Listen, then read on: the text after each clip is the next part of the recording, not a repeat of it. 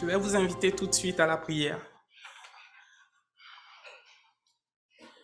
Tante Père, nous nous plaçons devant toi ce matin pour te dire encore une fois combien de fois nous avons besoin de toi. Nous dépendons de toi en toutes choses. Et ce moment est pour toi. Que ce soit uniquement ton nom qui soit honoré, qui soit glorifié au travers de ta parole que nous allons étudier, que nous allons analyser ensemble. Merci d'être avec moi, d'être avec tout le monde ici. Et merci d'ouvrir les oreilles de nos cœurs pour que nous puissions saisir ce que tu veux nous apprendre ce matin. Nous te prions au nom de notre Sauveur et Seigneur Jésus-Christ. Amen. Alors, merci beaucoup Jim pour les chants. J'ai particulièrement aimé la profondeur des chants qui nous rappellent la réalité et les fondements de notre foi et de notre espérance. C'est ce que nous allons essayer de faire encore aujourd'hui. Fait que je vais vous inviter dans le psaume 77.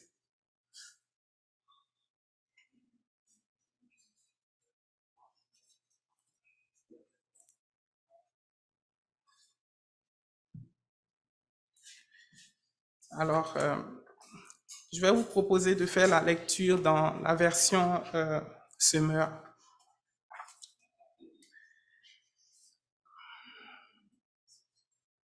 Au chef des chants, au chef de chœur, selon Yedutun, un psaume d'Asaph. J'appelle Dieu, je crie vers lui.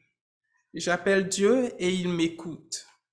Au jour de ma détresse, je m'adresse au Seigneur. Tout au long de la nuit, sans cesse, je tends les mains vers lui. Je reste inconsolable. Dès que je pense à Dieu, je me mets à gémir, et quand je réfléchis, j'ai l'esprit abattu. Quand je veux m'endormir, tu me tiens en éveil. Me voici dans le trouble, je ne sais plus que dire. Je songe aux jours passés, aux années d'autrefois. J'évoque mes cantiques au milieu de la nuit. Je médite en moi-même et les questions me viennent. L'abandon du Seigneur va-t-il durer toujours? Ne redeviendra-t-il plus jamais favorable? Son amour serait-il épuisé à jamais? Sa parole va-t-elle pour toujours rester sans suite? Dieu a-t-il oublié de manifester sa faveur? A-t-il, dans sa colère, éteint sa compassion? Voici, me dis-je, ce qui fait ma souffrance. Le Très-Haut n'agit plus comme autrefois. Je me rappellerai ce qu'a fait l'Éternel. Oui, je veux évoquer tes prodiges passés. Je veux méditer sur toutes tes œuvres et réfléchir à tes hauts faits. Dieu, tu agis saintement. Quel Dieu est aussi grand que Dieu? Car toi, tu es le Dieu qui réalise des prodiges. Tu as manifesté ta puissance parmi les peuples et tu as libéré ton peuple, les enfants de Jacob comme ceux de Joseph, en mettant en œuvre ta force. Les eaux t'ont vu, ô Dieu, les eaux t'ont vu, et elles se sont mises à bouillonner. Et même les abîmes ont été ébranlés. Les nuées déversèrent de la pluie en torrent, et dans le ciel d'orage retentit le tonnerre. Tes flèches sillonnaient le ciel dans tous les sens. Au vacarme de ton tonnerre, du sein de la tornade, l'éclat de tes éclairs illuminait le monde, et la terre en fut ébranlée et se mit à trembler. Au milieu de la mer, tu as frayé ta route et tracé ton sentier parmi les grandes eaux, et nul n'a discerné la trace de tes pas. Tu as conduit ton peuple comme un troupeau par le moyen du ministère de Moïse et d'Aaron. Jusque la parole du Seigneur. On a peu d'indices sur le contexte précis de la rédaction de ce psaume. Toujours est-il que dès le début du passage, on y voit une personne au milieu du découragement, du doute, du désespoir. Mais on va le constater aussi dans la suite du passage, il y a un passage subtil du doute à la foi, du doute à l'espérance, du désespoir à l'espoir qui m'a quand même interrogé. Et ce que je vous propose, c'est d'explorer ce passage-là en deux principales parties. Premièrement, on va voir l'état de situation du psalmiste et comment il exprime sa douleur. Dans un deuxième temps, on va voir comment il passe du doute à la foi, à l'espérance. Et puis, je vais vous proposer une troisième partie où on va réfléchir aux parallèles que nous pouvons faire pour nous-mêmes à travers ce passage. Fait que je vous propose tout de suite qu'on regarde la première partie qui apparaît assez aisément dans le passage, même si à l'intérieur de certaines parties, on peut trouver des sous-parties. Je vais aller avec les versets 3, disons les versets 1 à 11, et par la suite les versets 12 et suivants. Alors, quand on lit les premiers versets, tout de suite, on comprend la douleur, le chagrin du psalmiste et tout de suite, on peut en citer quelques éléments. Au jour de ma détresse, je m'adresse au Seigneur, je tends les mains vers lui, je reste inconsolable. J'ai l'esprit abattu, je ne sais plus que dire. On a là tout un champ lexical de la dépression, de la souffrance, d'une souffrance qui est intense et qui est réelle et qui n'est pas cachée, qui n'est pas comme voilée, qui est exprimée telle qu'elle est. Donc, le psalmiste commence par dresser son état de situation. Il se trouve dans la détresse. Au verset 3, on le voit. Et qu'est-ce qu'il fait? Qu'est-ce qu'il fait dans la détresse? Il tend les mains vers Dieu. On le voit ceci au verset 3. Tout au long de la nuit, sans cesse, je tends les mains vers Dieu. Mais qu'est-ce qui se passe? Il a l'impression de ne pas être écouté par Dieu.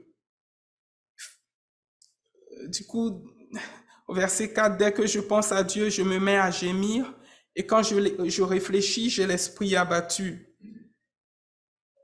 Il vit donc dans la nostalgie des interventions passées de Dieu à son égard, se sent complètement abandonné par Dieu, de sorte même que le fait de penser à Dieu qui autrefois certainement lui procurait de la joie, de l'espérance, lui cause aujourd'hui une sorte de désarroi et de douleur.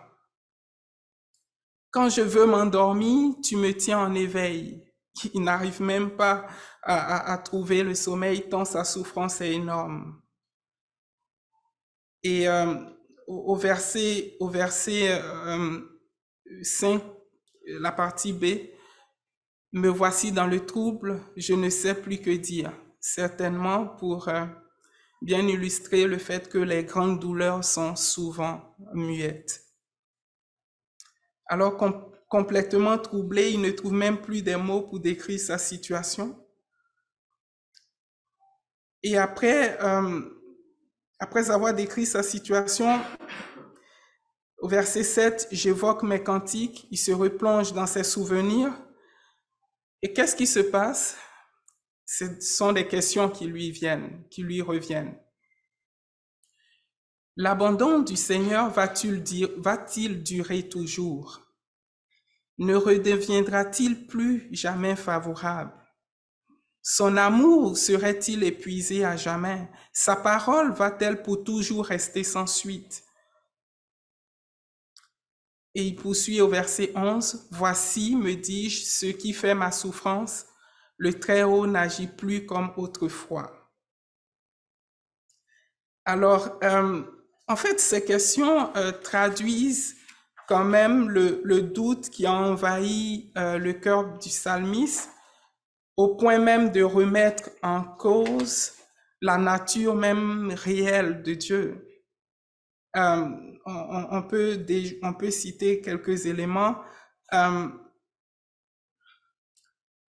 L'abandon du Seigneur va-t-il durer toujours? Son amour serait-il épuisé à jamais? En d'autres termes, Dieu aurait-il cessé d'être amour? Verset 11, ce qui fait ma souffrance, le Très-Haut n'agit plus comme autrefois. En d'autres termes, est-ce que Dieu ne serait-il plus le même? Dieu aurait-il changé?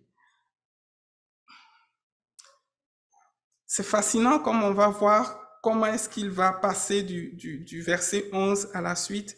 Et heureusement que le passage ne s'arrête pas au verset 11. Heureusement. Ben, enfin. Et donc, après avoir dressé tout ce portrait-là, d'avoir présenté les différentes questions qui taraudaient le cœur du psalmiste, on va voir un contraste qui est quand même fascinant. Le verset 12 commence par « Je me rappellerai ». Voyez-vous, dans la première partie, il a fait la même chose. Il s'est aussi rappelé. Alors, qu'est-ce qui va faire la différence? Certainement, dans ce dans quoi il va se rappeler. Alors que dans la première partie du passage, le fait de plonger ses regards dans le passé lui causait du tort et une souffrance réelle, on voit qu'à partir du verset 12, le même fait de plonger les regards dans le passé va constituer pour lui une sorte de réconfort et d'encouragement. Alors on est tenté de se poser la question, qu'est-ce qui fait la différence? En fait, tout dépend de quoi il se rappelle. Fait que je vous invite à lire avec moi à partir du verset 12. Je me rappellerai ce qu'a fait l'Éternel. Oui, je veux évoquer tes prodiges passés. Je veux méditer sur toutes tes œuvres et réfléchir à tes hauts faits. Dieu, tu agis saintement. Quel Dieu est aussi grand que Dieu? Et puis par la suite, il va poursuivre sur une partie, à partir du verset 15, sur laquelle on va revenir. En fait, il y a certainement plusieurs éléments, mais je vous propose une vue ici. On voit un changement de cap dans les premiers versets, et puis vous pouvez faire l'exercice par vous-même. Le psalmiste va maintenant détourner son regard de lui et les focaliser sur Dieu lui-même, sur la réalité de ce que Dieu est, sur ce que Dieu a fait, sur toutes ses œuvres et ses hauts faits. Il va avoir un changement de perspective qui va amener le psalmiste à avoir une vision juste et une saine appréciation des choses. En fait, il est important de remarquer la quantité du je, du moi, qui se retrouve entre les versets 1 et les versets 11. Tout au long de la nuit, je tends les mains, je reste inconsolable, je me mets à gémir. Quand je réfléchis, j'ai l'esprit abattu. Je songe aux jours passés, j'évoque mes cantiques au milieu de la nuit, je médite en moi-même, et d'où les questions qui viennent. Alors que à partir du verset 12, on voit le changement complet de vision, de perspective, de ce sur quoi les regards du psalmiste sont posés. Je me rappellerai quoi? Ce qu'a fait l'Éternel. Je veux évoquer quoi? Tes prodiges passés. Je veux méditer, pas en moi-même, je veux méditer sur toutes tes œuvres et réfléchir à tes hauts faits. D'où la conclusion.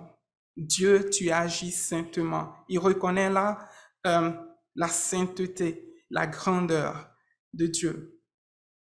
Car tu es le Dieu qui réalise tes prodiges. Du coup, il répond à ses premières questions qu'il s'était posées. Non, Dieu n'a pas changé. En fait, il est important ici de tout de suite tirer un parallèle pour nous-mêmes. Sur quoi nos regards sont posés? Sur quoi nos regards sont posés? On voit que le passage nous encourage à tourner les regards sur le passé pour nous affermir aujourd'hui, et j'y reviendrai. Mais toute la différence, on l'a vu, réside en ce de quoi nous nous rappelons. Est-ce que nous nous rappelons de la réalité qu'est Dieu, ou bien juste de nous-mêmes? Alors, les versets 17 à 21,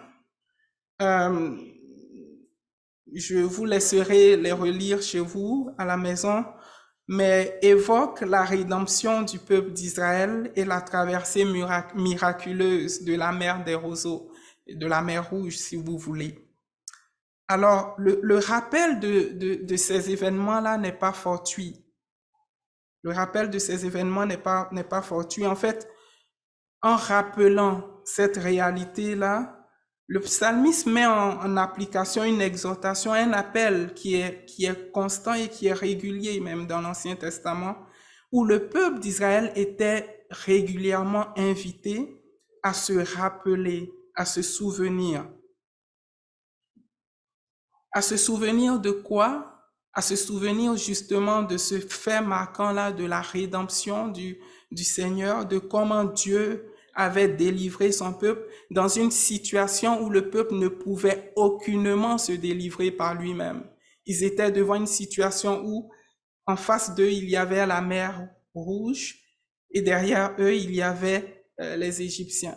Ils ne pouvaient trouver une possibilité de salut, de sortie autrement que par Dieu. Et c'est important, c'est l'une des raisons pour laquelle le peuple d'Israël était souvent invité à se rappeler de ces choses. Cet appel à se souvenir-là était si important que le peuple était si prompt. Pourquoi cet appel à se souvenir était important? Et je me reprends. C'est parce que nous ne sommes pas différents du peuple d'Israël. Pardon. Et nous sommes si prompts à oublier et à douter de la puissance et de l'amour de Dieu. Excusez-moi.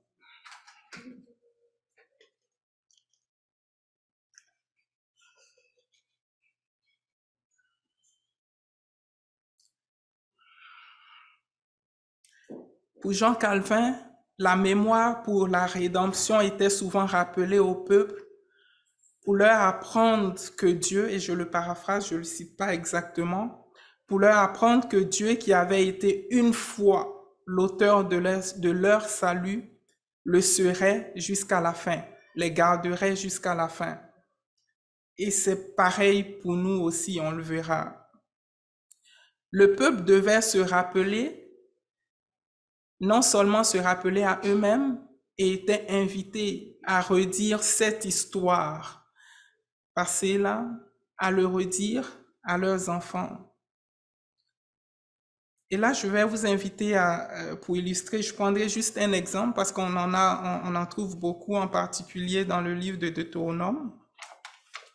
Mais je vais vous inviter dans Deutéronome 6 et on pourra juste illustrer ce que je suis en train de dire. Je vais lire quelques versets. À partir du verset 10, déjà, on voit. Lorsque l'Éternel, ton Dieu, t'aura fait entrer dans le pays qu'il a promis par serment à ses ancêtres, Abraham, Isaac et Jacob, de te donner. Et je poursuis au verset 12. Il cite plusieurs choses. Lorsque tu y trouveras de grandes et belles cités que tu n'as pas bâties, des maisons remplies de toutes sortes. Lorsque tu mangeras et que tu seras rassasié, garde-toi bien d'oublier l'Éternel qui t'a fait sortir d'Égypte, du pays où tu étais esclave.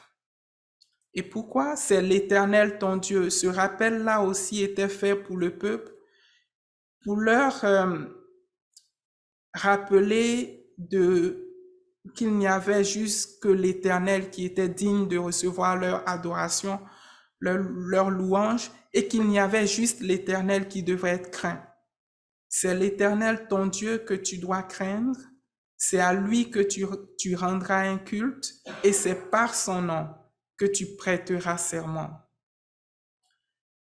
Et au verset 20, lorsque plus tard vos fils vous demanderont, de quel droit l'Éternel, notre Dieu, vous a-t-il imposé ces ordonnances, ces lois et ces décrets?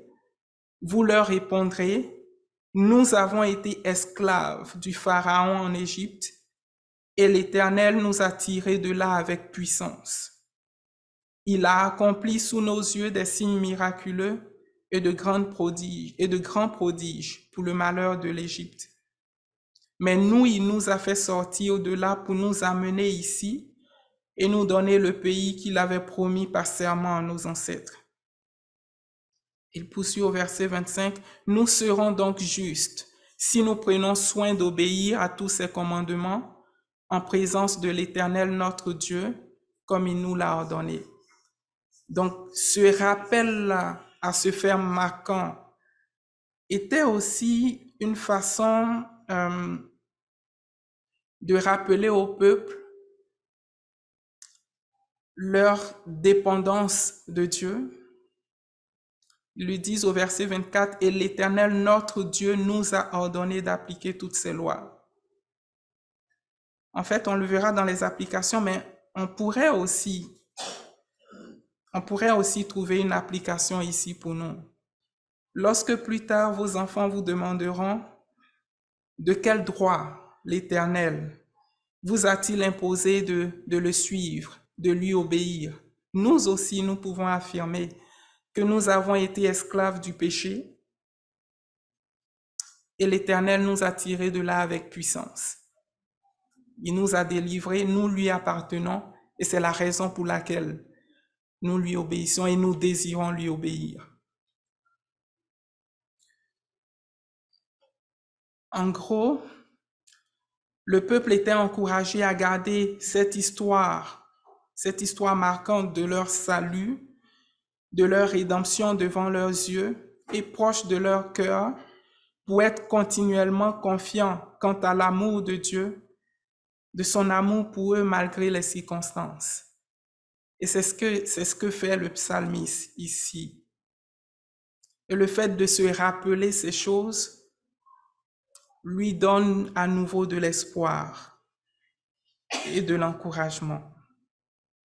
Alors, quel parallèle pouvons-nous faire pour nous-mêmes aujourd'hui? En fait, je pense que vous avez vu assez aisément le parallèle pour les mêmes raisons évoquées qu'il y a quelques secondes. Nous aussi, nous avons une histoire. Nous avons une histoire à nous souvenir, à nous rappeler, à garder devant nos yeux et devant nos cœurs. Nous souvenir, pourquoi? Entre autres, pour tenir ferme dans notre marche chrétienne, où nous sommes en proie aussi au doute, au découragement, au désespoir, tout comme le psalmiste. Et quelle est cette histoire? C'est l'histoire de notre rédemption, de notre salut. Les évangiles et les épîtres sont remplis d'un rappel perpétuel de cette histoire que nous devons continuellement raconter et à laquelle nous devons rester solidement attachés. C'est cette même histoire que Jésus a racontée sur le chemin d'Emmaüs aux 2 disciples qui étaient avec lui. Et qu'est-ce qu'il a fait? Il leur a raconté en commençant par les livres de Moïse et parcourant tous ceux des prophètes. Il leur a expliqué ce qui se rapportait dans toutes les Écritures à propos de lui.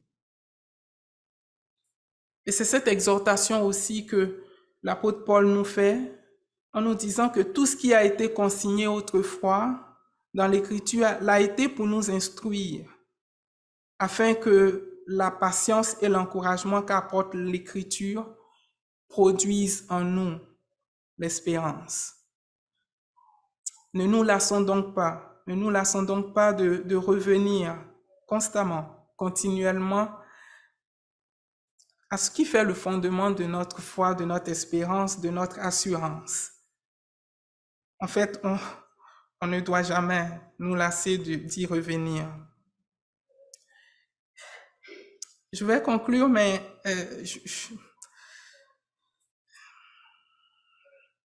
en fait, c'est ce que je viens de dire que je nous invite à faire à travers ce chant qui nous rappelle ces réalités.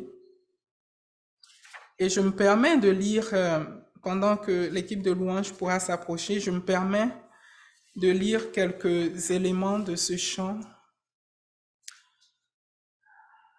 Redites-moi l'histoire, pas mon histoire. Oui, je suis impliqué dans cette histoire, mais l'histoire de l'amour de Jésus. Parlez-moi de quoi? De la gloire qu'il promet aux élus.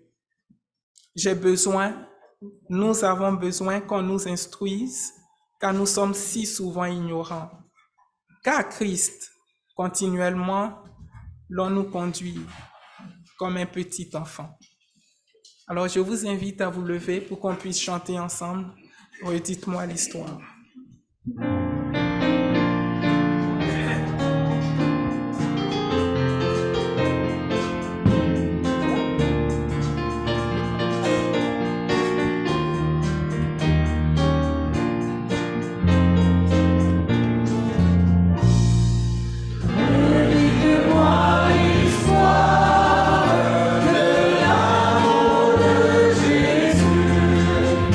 Parlez-moi de la gloire.